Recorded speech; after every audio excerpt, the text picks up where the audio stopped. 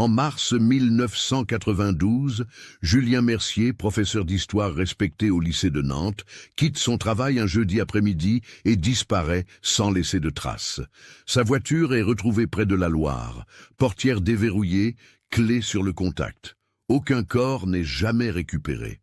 L'enquête conclut à un probable suicide, mais sa famille refuse cette version. Pendant 27 ans, Claire Mercier et ses enfants vivent dans l'incertitude la plus totale, oscillant entre espoir et désespoir. En octobre 2019, des ouvriers démolissent un ancien entrepôt dans le quartier de Doulon. Dans un poron scellé depuis des décennies, ils découvrent une boîte en carton recouverte de poussière. À l'intérieur, une cassette audio portant une étiquette manuscrite, pour Claire, ne pas ouvrir avant. La voix enregistrée est celle de Julien Mercier. Cette cassette, enregistrée quelques jours avant sa disparition, contient des confessions qui vont bouleverser tout ce que la police et la famille croyaient savoir sur cette affaire. Mais comment cette cassette s'est-elle retrouvée dans cet endroit? Et surtout, qu'est-ce que Julien Mercier avait tant besoin de révéler avant de disparaître? Avant de continuer avec cette histoire troublante, si vous appréciez les affaires mystérieuses réelles comme celle-ci, abonnez-vous à la chaîne et activez les notifications pour ne manquer aucun nouveau cas. Maintenant, découvrons comment tout a commencé. Nantes, au début des années 90, est une ville en pleine transformation. L'ancienne cité industrielle se réinvente, ses chantiers navals ferment progressivement et la ville cherche une nouvelle identité. Le quartier de Malakoff, où habitent Julien et Claire Mercier, est un secteur résidentiel tranquille, avec ses immeubles de 3 étages et ses petits commerces de proximité. C'est un endroit où tout le monde se connaît, où les enfants jouent encore dans les rues après l'école. Julien Mercier a 35 ans en 1992. Originaire de la région, il enseigne l'histoire au lycée depuis 10 ans. Ses collègues le décrivent comme un homme méticuleux, passionné par son métier, particulièrement intéressé par la Seconde Guerre mondiale et la résistance française. Il passe ses week-ends à consulter des archives, à interviewer d'anciens résistants, à collecter des témoignages pour un livre qu'il prépare sur la résistance à Nantes. C'est un homme de routine.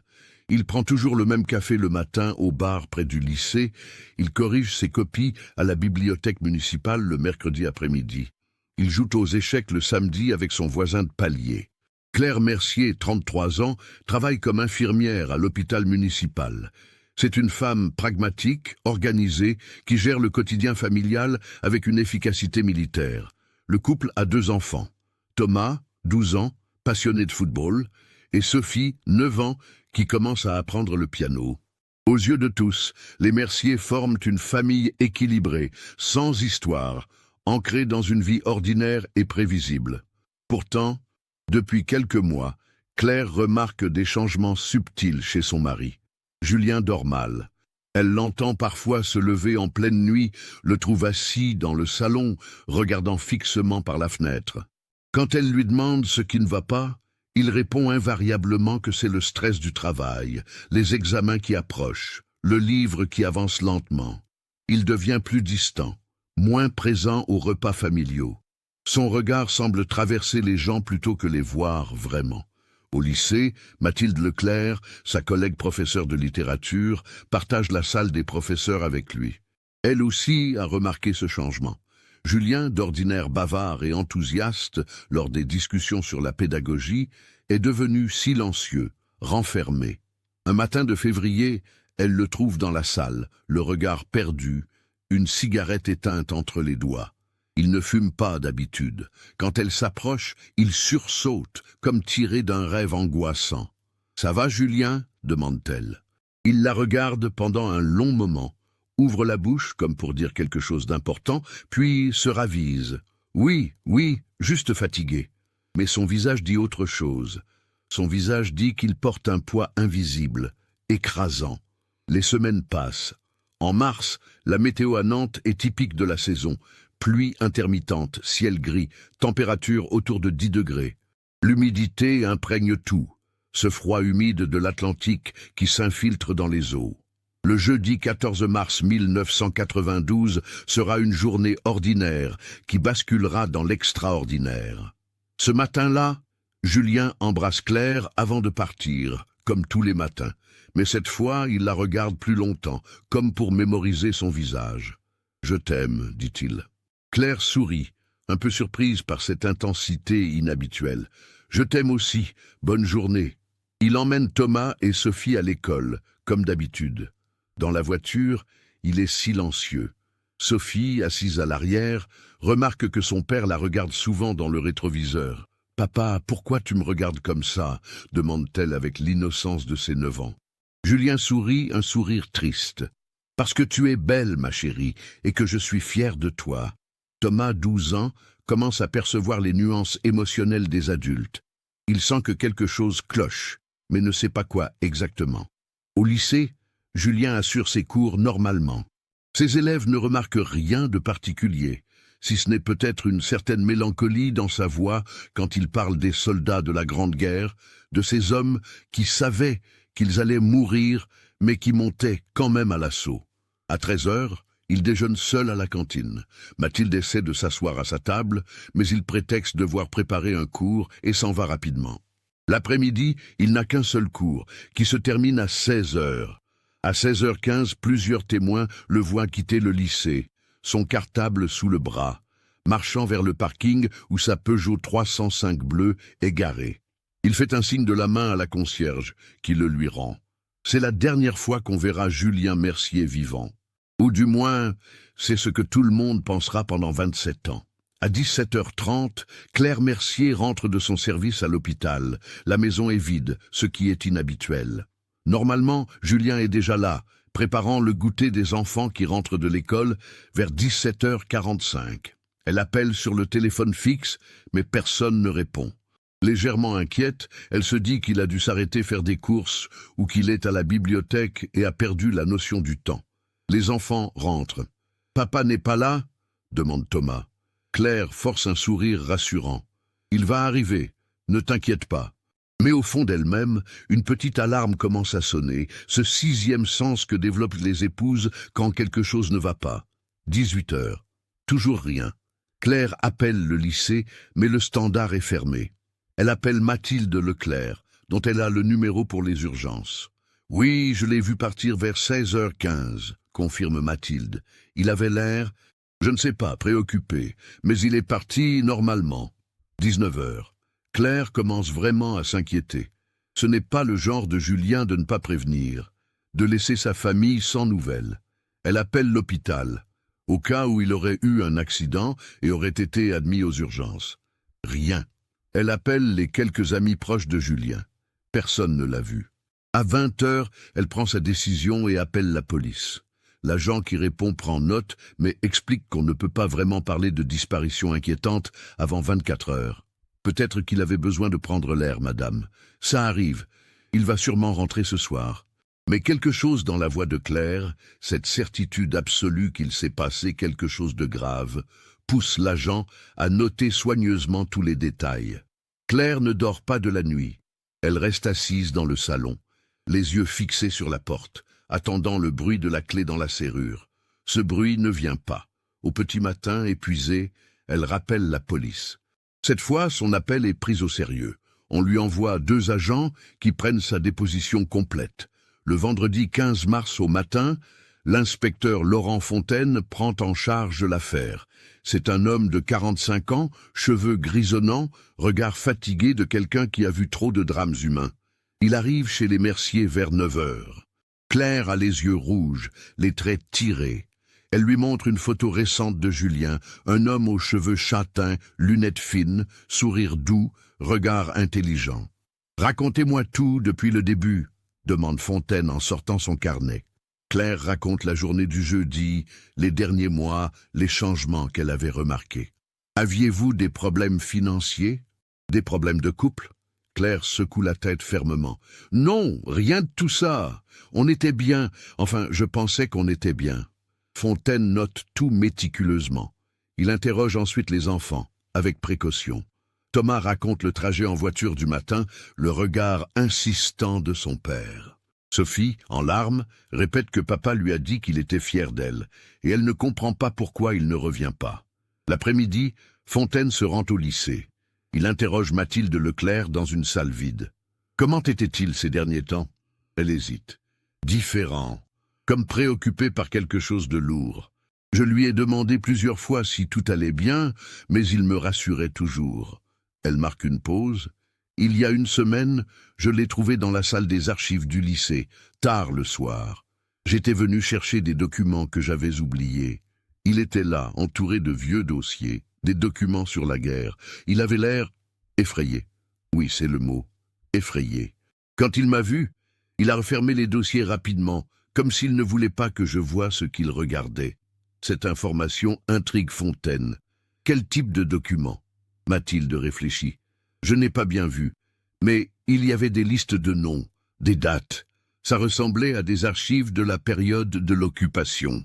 Julien faisait des recherches sur la résistance à Nantes. C'était son projet de livre. Le soir même, vendredi 15 mars vers 18h, un appel arrive au commissariat.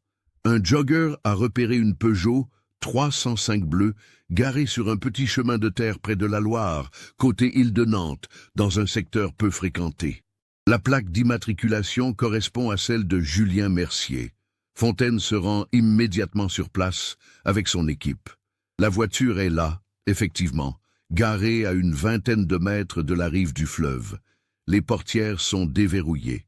Les clés sont sur le contact. Le cartable de Julien est sur le siège passager avec ses copies d'examen à corriger.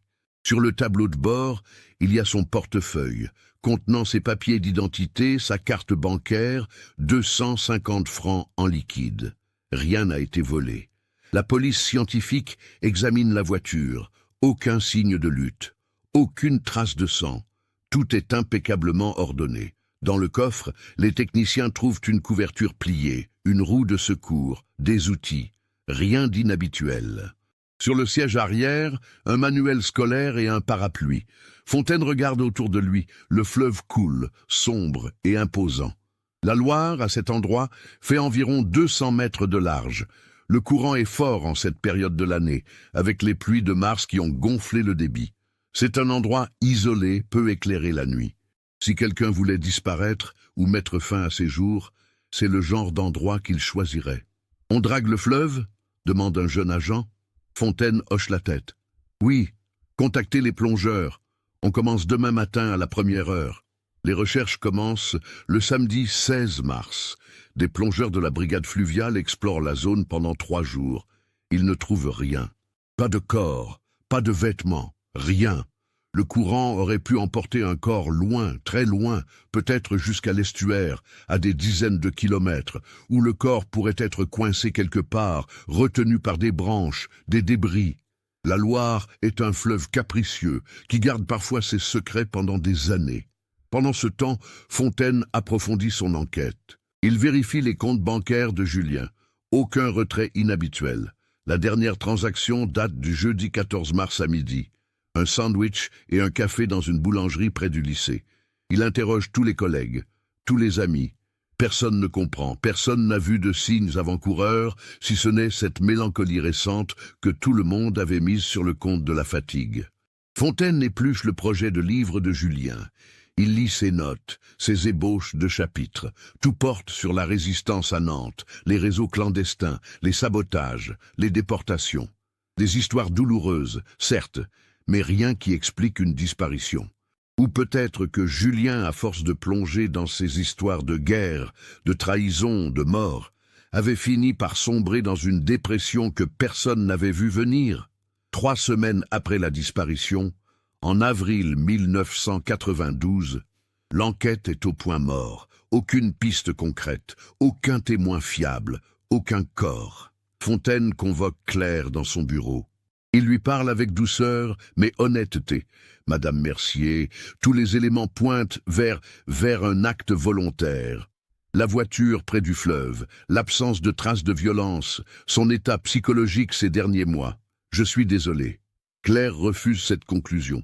Non, Julien ne ferait jamais ça. Pas à ses enfants, pas à moi. Il y a autre chose, j'en suis certaine. Fontaine comprend ce refus. C'est une réaction humaine, normale face à l'inacceptable. Mais en tant qu'enquêteur, il doit se baser sur les faits. et les faits suggèrent un suicide.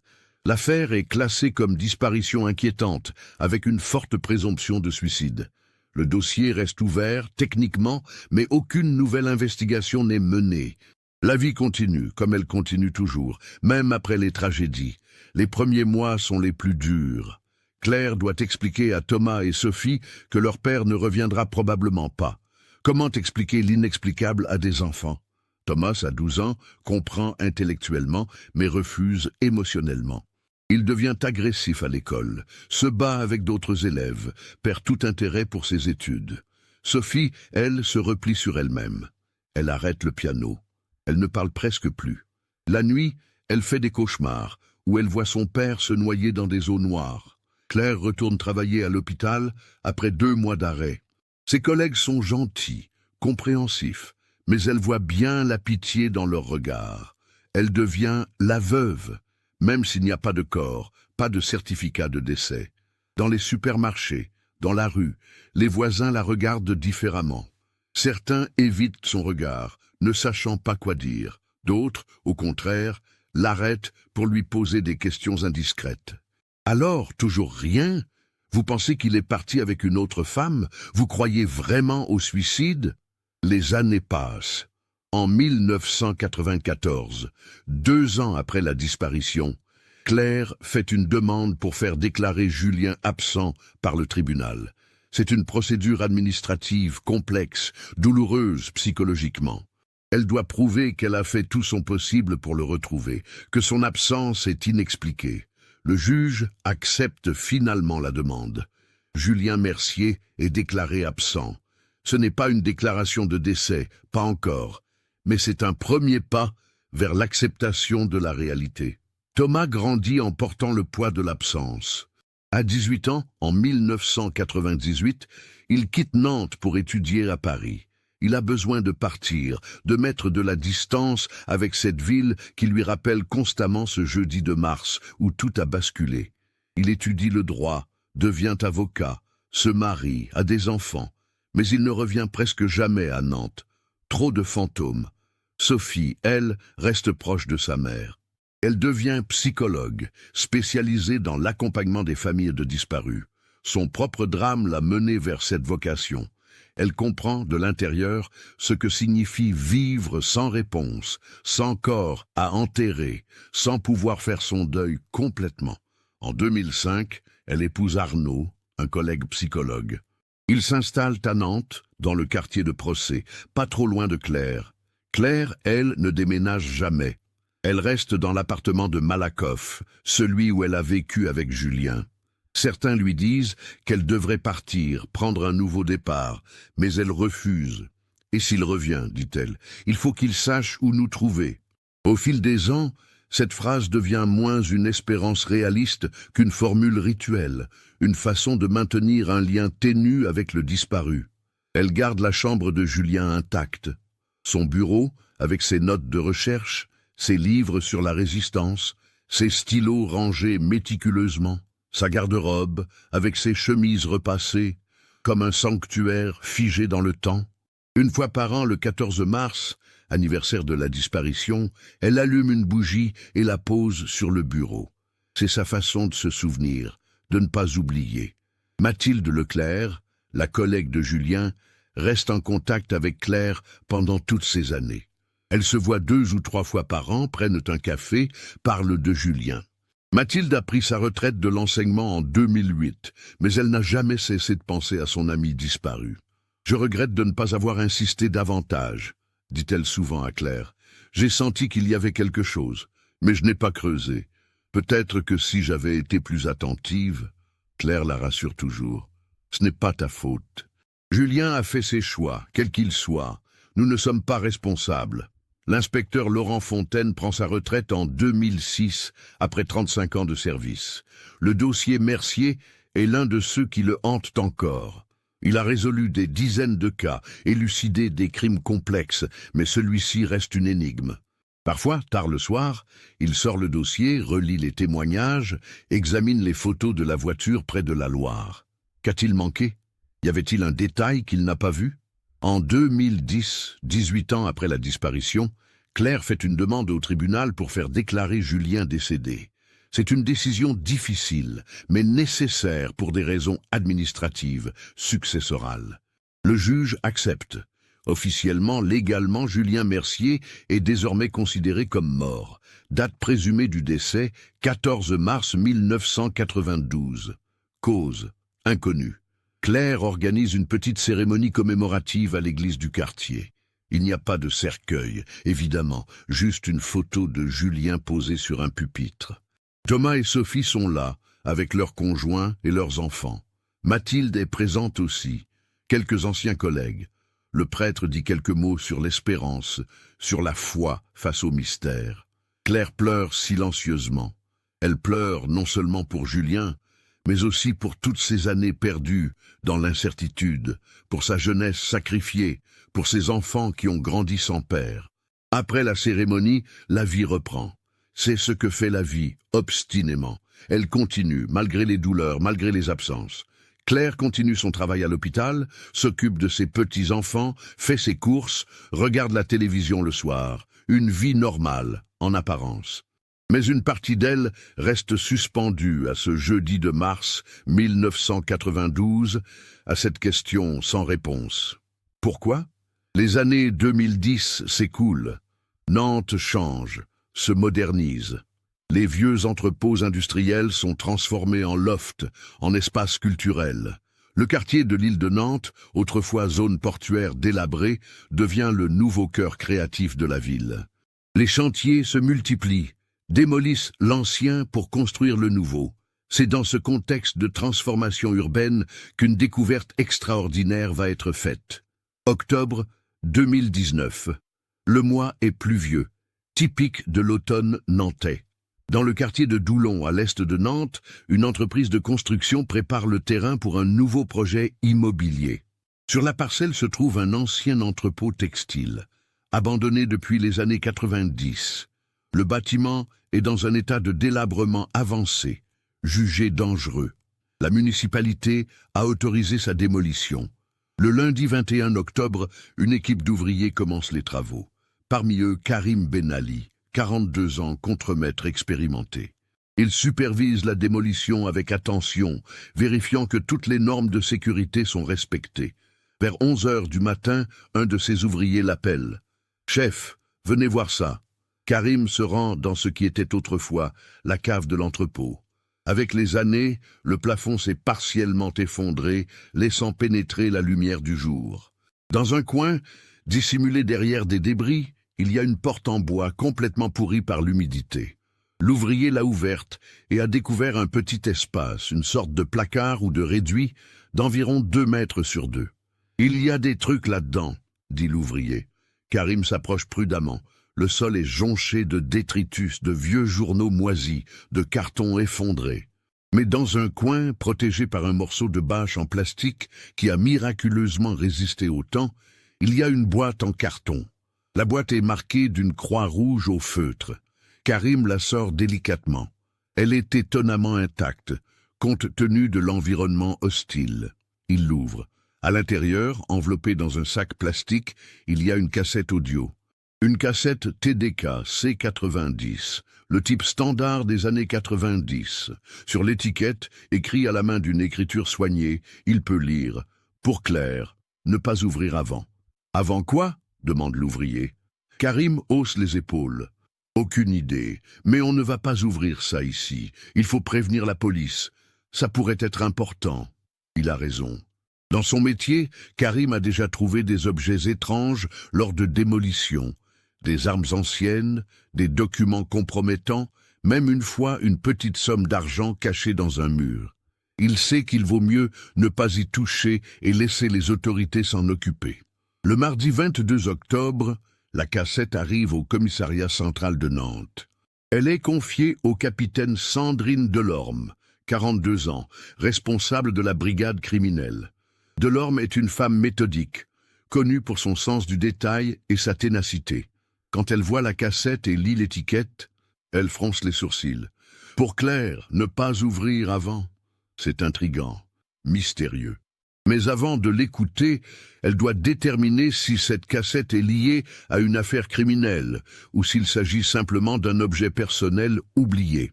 Elle commence par faire analyser la cassette par le laboratoire de la police scientifique. Les techniciens examinent le support physique. L'état de conservation est relativement bon, malgré les années.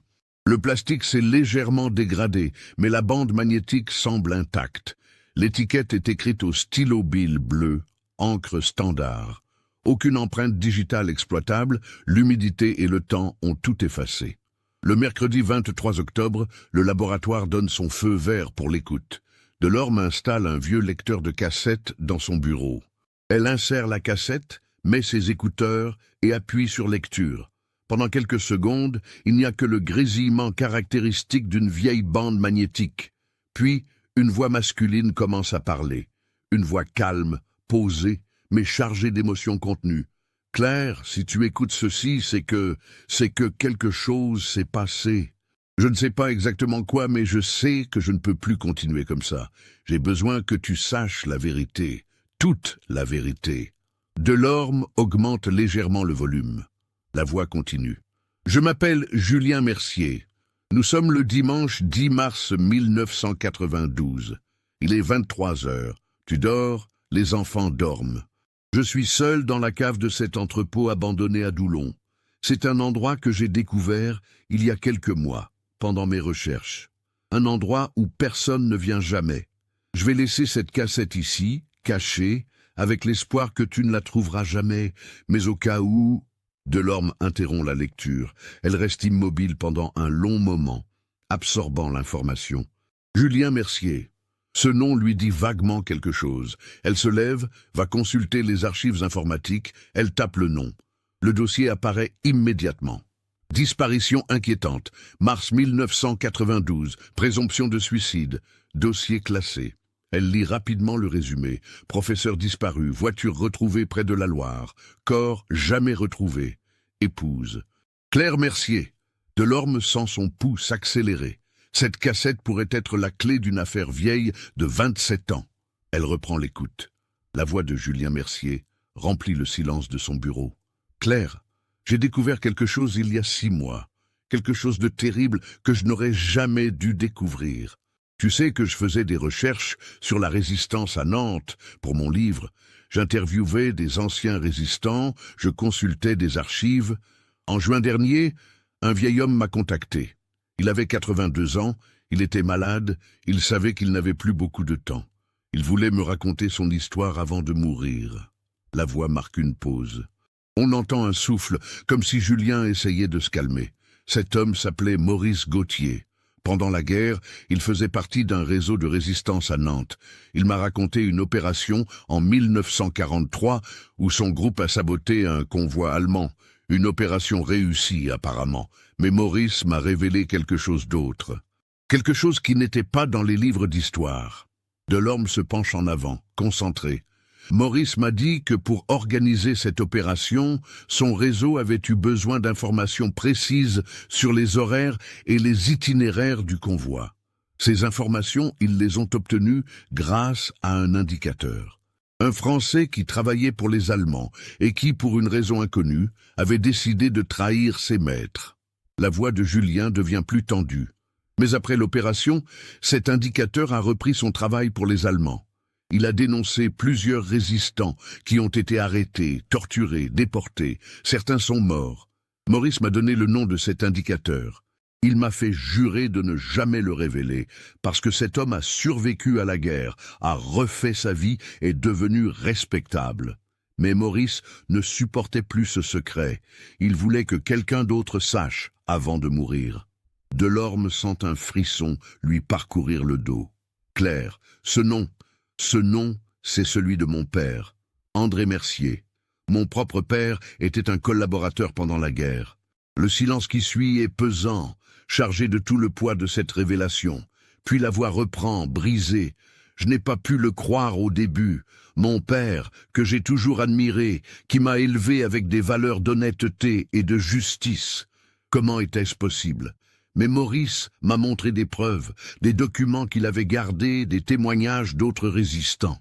Mon père était jeune pendant la guerre. Il travaillait comme administrateur dans une usine réquisitionnée par les Allemands. Il avait accès à des informations et il les vendait. Pour de l'argent, pour sa propre sécurité. La voix de Julien tremble maintenant. Mon père est mort en 1985. Il n'a jamais rien dit. Il a emporté son secret dans la tombe. Mais maintenant, moi je sais.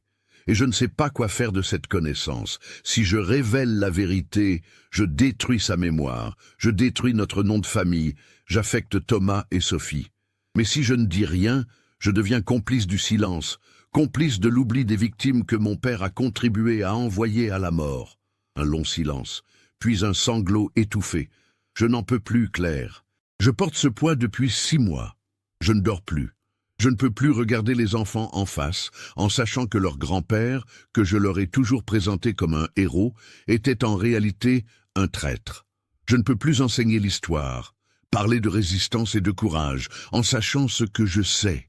La voix devient un murmure. Maurice est mort le 5 mars. Il m'a laissé tous ses documents. Je les ai cachés ici aussi, avec cette cassette. Je ne sais pas ce que je vais faire.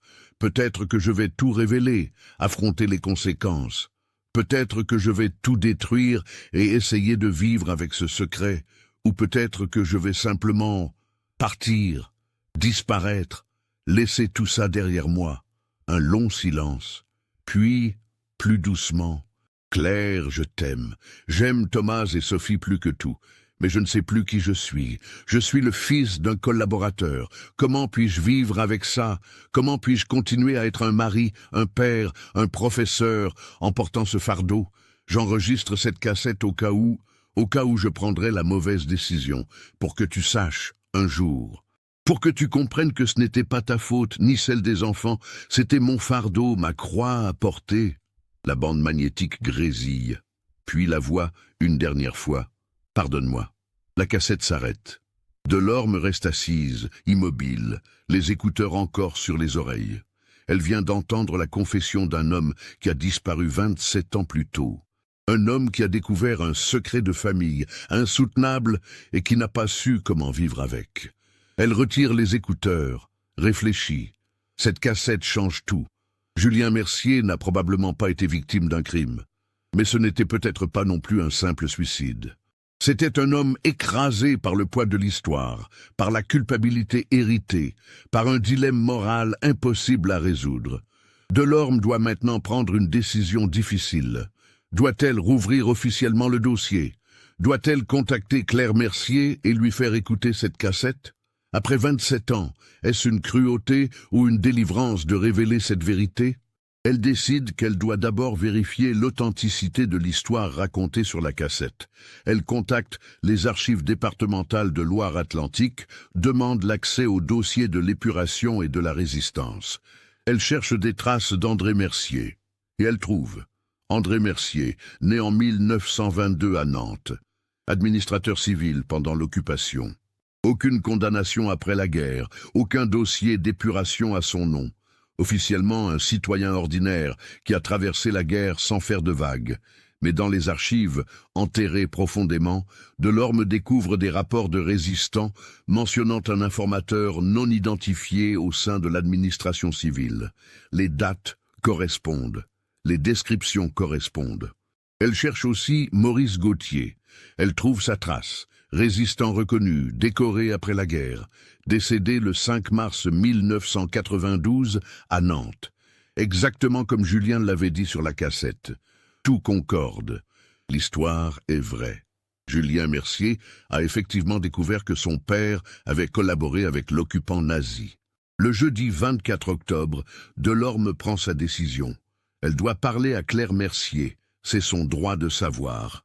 Après tant d'années d'incertitude, elle mérite la vérité, aussi douloureuse soit-elle.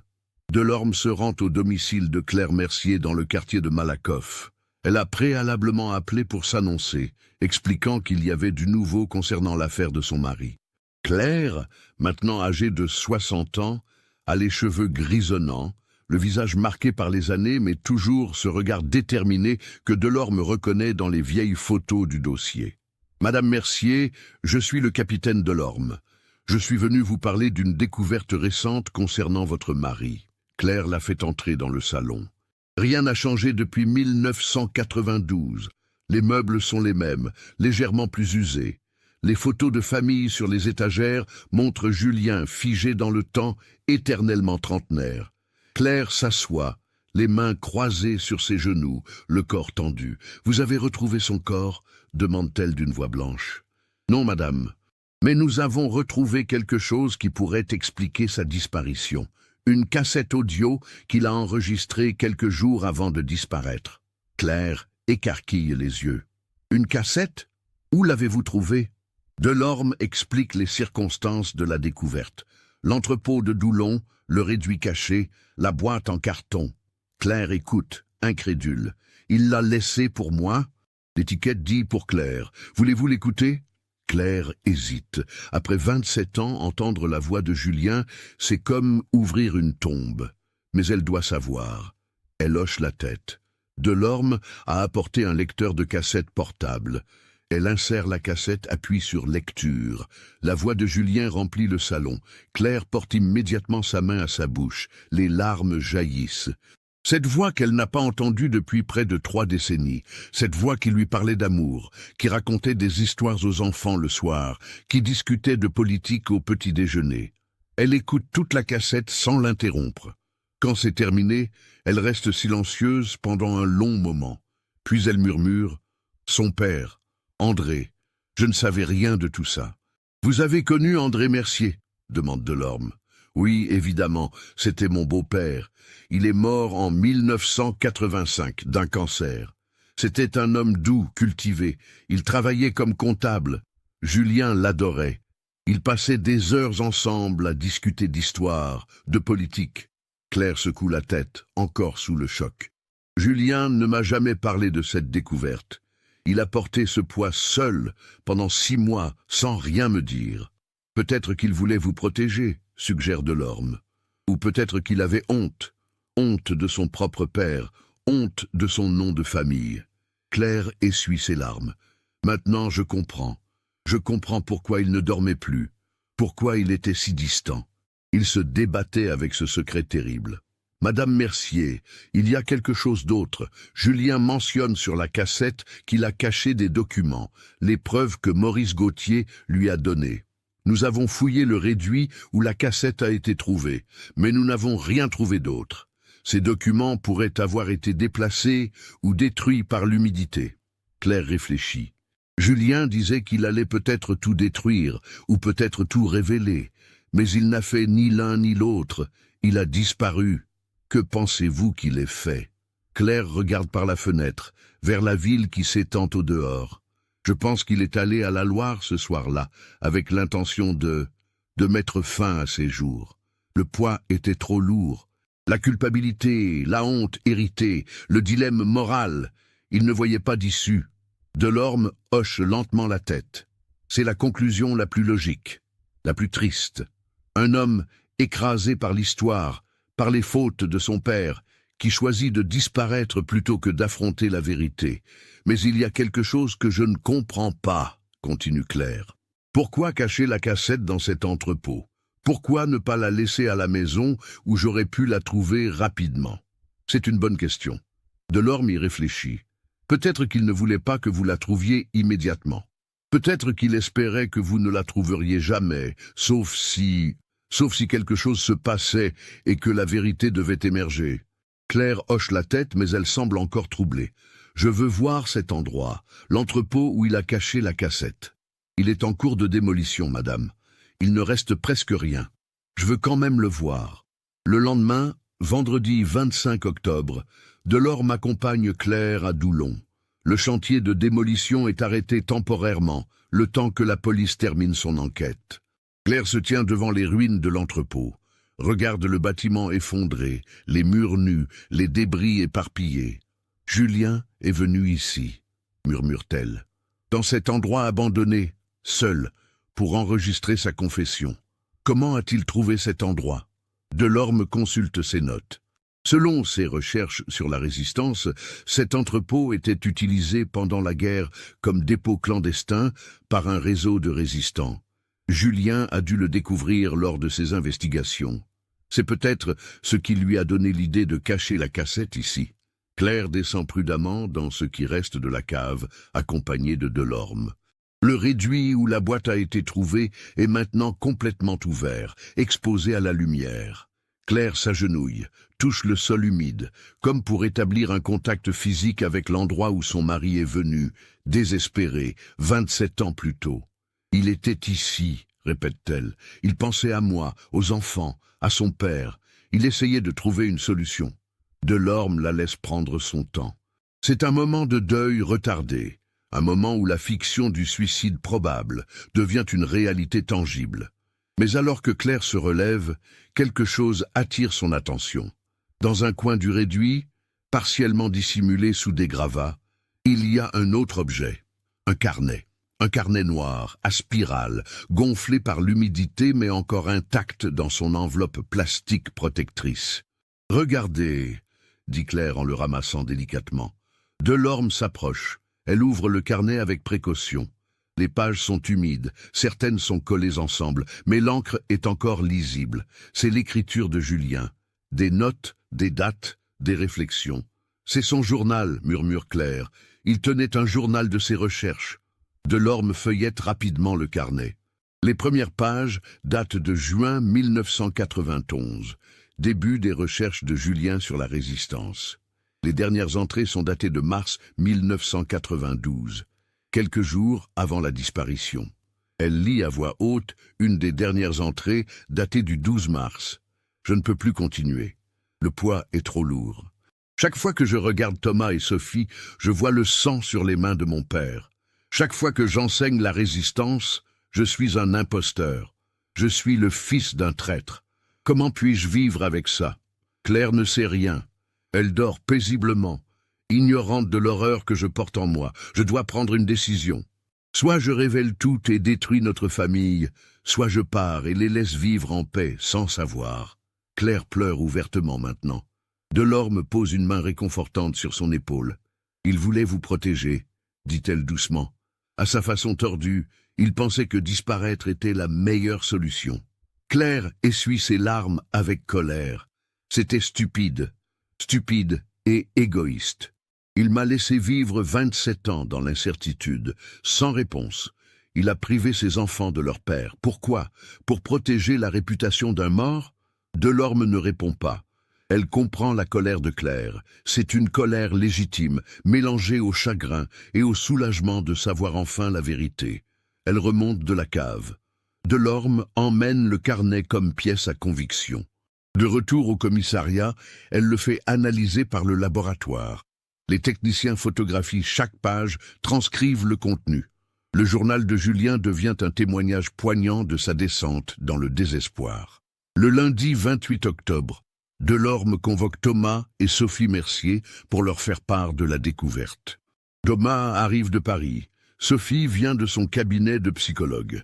Ils sont tous deux dans la cinquantaine maintenant, marqués eux aussi par le poids des années et de l'absence. Delorme leur explique la situation, leur fait écouter la cassette. Thomas reste impassible pendant toute l'écoute, le visage fermé. Sophie pleure doucement. Quand c'est terminé, Thomas explose. Grand-père était un collabo, et papa s'est suicidé à cause de ça. C'est ça que vous nous dites? C'est ce que les éléments suggèrent, répond calmement Delorme. Suggèrent? Vous voulez dire que vous n'êtes même pas sûr? Après 27 ans, tout ce que vous nous offrez, ce sont des suggestions? Sophie pose une main apaisante sur le bras de son frère. Thomas, calme-toi. Mais Thomas ne peut pas se calmer. Non, Sophie, toute notre vie nous avons vécu avec cette absence, ce trou béant. Et maintenant, on nous dit que papa nous a abandonnés à cause d'un secret de famille datant de la guerre. C'est insensé. Delorme comprend sa réaction. Monsieur Mercier, je sais que c'est difficile à accepter, mais votre père était dans une situation psychologique extrême. Il a découvert quelque chose qui remettait en question toute son identité, toute sa vision de lui-même. Certaines personnes ne survivent pas à ce genre de révélation. Thomas secoue la tête, se lève, fait les 100 pas dans le bureau. Et maintenant, Qu'est-ce qu'on fait de cette information? On va révéler au monde entier que notre grand-père était un traître? Détruire sa mémoire, comme papa avait peur de le faire? Sophie réfléchit. Non, je ne pense pas que papa aurait voulu ça. Il a gardé le secret. Il a choisi de disparaître plutôt que de révéler la vérité. Peut-être qu'on devrait respecter ce choix. Respecter son choix? Thomas est incrédule. Son choix nous a détruits, Sophie. Maman a vécu 27 ans dans l'enfer de l'incertitude. Toi et moi, nous avons grandi sans père. Et tu veux respecter son choix? Sophie le regarde avec ses yeux de psychologue, calme et compréhensif. Thomas, papa était malade. Pas physiquement, mais psychologiquement. Il souffrait d'un trouble qu'il ne pouvait pas surmonter seul. Et à l'époque, en 1992, on ne parlait pas de santé mentale comme aujourd'hui. Il n'avait personne vers qui se tourner. Thomas s'effondre sur sa chaise, vaincu. C'est tellement injuste. Oui, acquiesce Sophie. C'est injuste, mais c'est ce qui s'est passé. Delorme les laisse digérer l'information. Puis elle demande. Que voulez-vous que nous fassions? Techniquement, le dossier peut être refermé avec cette nouvelle information. Nous avons une explication plausible de la disparition. Mais c'est à vous de décider si vous voulez que ces révélations restent confidentielles ou si elles doivent être rendues publiques. Claire, qui est restée silencieuse jusqu'à présent, prend la parole. Je veux que le dossier soit refermé. Je veux qu'on laisse Julien reposer en paix. André aussi. Tout ça appartient au passé. Il n'y a rien à gagner à révéler ses secrets maintenant. Thomas et Sophie acquiescent, même si Thomas le fait avec réticence. Très bien, dit Delorme. Je vais classer le dossier. Les informations resteront dans nos archives, mais elles ne seront pas divulguées publiquement. Mais l'histoire ne s'arrête pas là. 2 jours plus tard, le mercredi 30 octobre, Delorme reçoit un appel inattendu. C'est une femme âgée, Hélène Gauthier, 89 ans. Elle dit être la veuve de Maurice Gauthier, le résistant qui avait révélé la vérité à Julien. « J'ai entendu parler de la découverte de la cassette dans les journaux, dit-elle d'une voix tremblante. Il faut que je vous parle. Il y a des choses que vous devez savoir. » Delorme se rend chez elle, dans une maison de retraite de Nantes. Hélène est une petite femme frêle, aux cheveux blancs, mais son regard est encore vif, perçant. « Maurice m'a tout raconté avant de mourir, commence-t-elle, le secret qu'il portait sur André Mercier. Mais il y avait autre chose, quelque chose qu'il n'a pas dit à Julien Mercier. » Delorme sort son carnet de notes. « Quoi donc ?» Hélène prend une profonde inspiration. André Mercier n'était pas vraiment un collaborateur. Il était un agent double. Le silence qui suit est assourdissant. Delorme reste bouche bée. Quoi? Maurice l'a découvert des années après la guerre par un autre résistant. André Mercier travaillait effectivement pour les Allemands, mais il filtrait les informations qu'il leur donnait. Il donnait juste assez pour maintenir leur confiance, mais jamais rien de vraiment crucial. Et en échange, il obtenait des informations qu'il transmettait à la résistance. C'est comme ça que le réseau de Maurice a eu les horaires du convoi en 1943. Delorme essaie d'assimiler cette information. Pourquoi Maurice n'a-t-il pas dit ça à Julien Mercier? Hélène baisse les yeux. Parce que Maurice avait honte. Après la guerre, André Mercier a été soupçonné de collaboration. Des résistants voulaient le juger. Mais Maurice et quelques autres, qui savaient la vérité sur son rôle d'agent double, ont décidé de ne rien dire. Ils pensaient que c'était trop dangereux, que si la vérité sortait, d'autres agents doubles encore en vie pourraient être exposés et tués par d'anciens nazis cherchant vengeance. Alors, ils ont laissé André Mercier vivre sous l'ombre du soupçon, sacrifiant sa réputation pour protéger d'autres vies. Mais pourquoi Maurice a-t-il ensuite dit à Julien que son père était un collaborateur? Hélène essuie une larme. Maurice était vieux, malade, confus vers la fin. Il se souvenait de l'histoire d'André Mercier, mais il avait oublié les détails. Il se souvenait qu'André avait travaillé pour les Allemands, mais il avait oublié qu'il était un agent double. La maladie lui avait pris cette partie de la mémoire. Quand Julien est venu l'interviewer, Maurice lui a raconté ce dont il se souvenait, croyant rendre service à la vérité historique. Mais il a rendu un terrible mauvais service. Delorme reste sans voix. Cette révélation change tout. André Mercier n'était pas un traître, il était un héros clandestin. Et Julien est mort en croyant que son père était un monstre, alors qu'en réalité, c'était un homme courageux qui avait risqué sa vie pour la résistance. Pourquoi ne pas avoir parlé plus tôt ? Demande Delorme, avec une pointe de reproche dans la voix. J'ai essayé, répond Hélène. Après la mort de Maurice, j'ai essayé de contacter Julien Mercier pour rectifier l'erreur. Mais en mars, quand j'ai finalement réussi à trouver son numéro de téléphone, il avait déjà disparu. Et je ne savais pas s'il fallait que je parle à sa veuve. Qui suis-je pour déterrer des vieux secrets de guerre ? J'ai décidé de me taire, de laisser les morts enterrer les morts. Mais maintenant que la cassette a été découverte, je ne peux plus me taire. Claire Mercier et ses enfants doivent savoir la vérité, toute la vérité. Delorme remercie Hélène et retourne au commissariat. Elle doit maintenant faire face à un dilemme éthique. Doit-elle révéler cette nouvelle information à la famille Mercier ? D'un côté, cela réhabiliterait la mémoire d'André Mercier, montrerait que Julien s'est suicidé à cause d'une erreur tragique. D'un autre côté, est-ce que cela ne rendrait pas sa mort encore plus absurde, encore plus insupportable ? Elle décide qu'elle doit le faire. La vérité, aussi douloureuse soit-elle, est toujours préférable au mensonge. Le jeudi 31 octobre, elle convoque à nouveau Claire, Thomas et Sophie. Elle leur explique ce qu'Hélène Gauthier lui a révélé. Les trois membres de la famille écoutent, silencieux, alors que Delorme raconte l'histoire d'André Mercier, agent double, héros oublié. Quand elle termine, Claire se met à pleurer. Ce ne sont pas des larmes de tristesse cette fois, mais des larmes de rage, d'absurdité, de gâchis total. « Tu veux dire, dit-elle d'une voix brisée, que Julien est mort pour rien, qu'il s'est torturé pendant 6 mois, qu'il nous a abandonnés, tout ça à cause d'une erreur, à cause de la mémoire défaillante d'un vieil homme. » Sophie prend sa mère dans ses bras.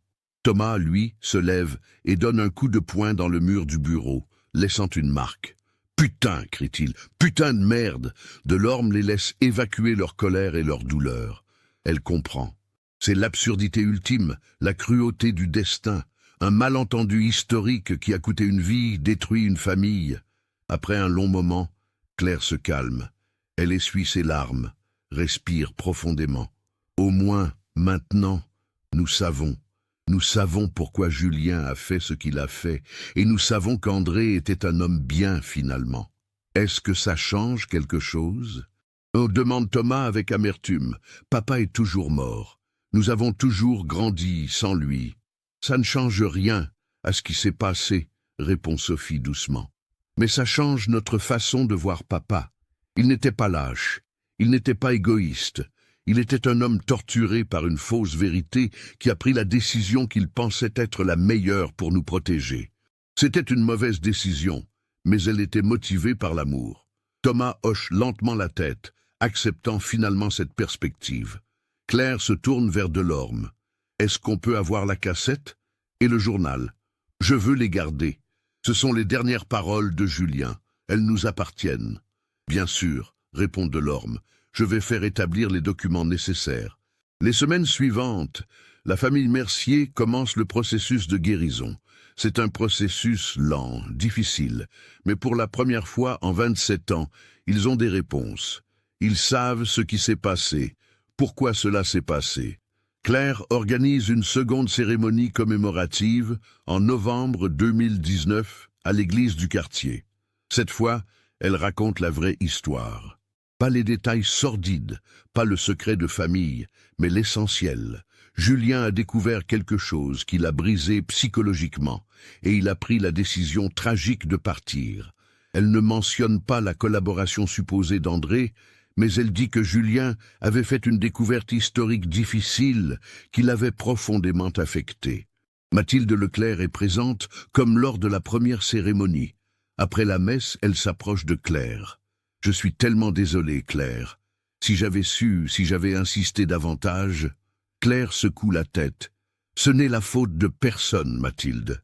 C'était un concours de circonstances tragiques, une erreur historique qui a eu des conséquences terribles. » Les deux femmes s'étreignent, pleurant ensemble pour l'ami et le mari perdu. Dans les mois qui suivent, Thomas commence une thérapie. Pour la première fois de sa vie, il parle de son père, de l'absence, de la colère qu'il a portée pendant des décennies. Sa thérapeute l'aide à comprendre que la colère est une réaction normale au deuil, et que même 27 ans après, il a le droit de ressentir ce qu'il ressent. Sophie, elle, utilise cette expérience dans son travail avec les familles de disparus. Elle comprend maintenant, encore plus profondément, ce que signifie vivre dans l'incertitude. Elle peut offrir à ses patients une empathie authentique, née de sa propre expérience. Claire reste dans son appartement de Malakoff. Elle n'a plus besoin de maintenir la chambre de Julien comme un sanctuaire. Elle range ses affaires, donne ses vêtements à une association caritative, garde seulement quelques objets précieux, ses lunettes, sa montre, le carnet de recherche. Et bien sûr, la cassette. Parfois, tard le soir, elle écoute la cassette. Elle entend la voix de Julien, ses explications, ses regrets, son amour. C'est douloureux, mais c'est aussi une forme de présence. Après 27 ans de silence, elle peut à nouveau entendre sa voix.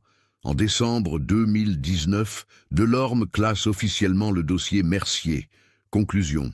Suicide par noyade, présumé, corps non récupéré. Motif. Détresse psychologique suite à une découverte historique traumatisante. Les détails concernant André Mercier restent confidentiels, protégés par le secret de l'instruction. L'entrepôt de Doulon est complètement démoli. À sa place, on construit un nouvel immeuble résidentiel. La vie continue, la ville change, le temps avance. Mais pour la famille Mercier, cet endroit restera toujours spécial. C'est là que Julien a caché sa dernière confession, son ultime message à ceux qu'il aimait. 1 an après la découverte, en octobre 2020, Claire retourne sur les lieux. L'immeuble est maintenant terminé, moderne, élégant. Elle se tient devant, regarde les fenêtres, les balcons, les nouvelles vies qui commencent ici, ignorante de l'histoire qui s'est déroulée dans le sol sous leurs pieds. Elle ferme les yeux, respire profondément. « Au revoir, Julien », murmure-t-elle. « Repose en paix. Nous savons maintenant, et nous comprenons. » Elle rouvre les yeux, se retourne et marche vers l'avenir. Derrière elle, le passé reste enfin à sa place, dans le passé. Ce cas nous montre comment les secrets du passé, même ceux qui semblent enterrés pour toujours, peuvent ressurgir et bouleverser des vies des décennies plus tard. Il nous rappelle aussi la fragilité de la mémoire humaine et les conséquences tragiques que peuvent avoir les malentendus historiques. Julien Mercier a payé le prix ultime pour une erreur qui n'était pas la sienne, une injustice dont il ne se savait même pas victime. Qu'en pensez-vous? Auriez-vous agi différemment à la place de Julien? Ou de Maurice?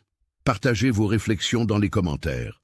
Si vous avez été touché par cette histoire, n'oubliez pas de vous abonner à la chaîne et d'activer les notifications pour découvrir d'autres affaires similaires.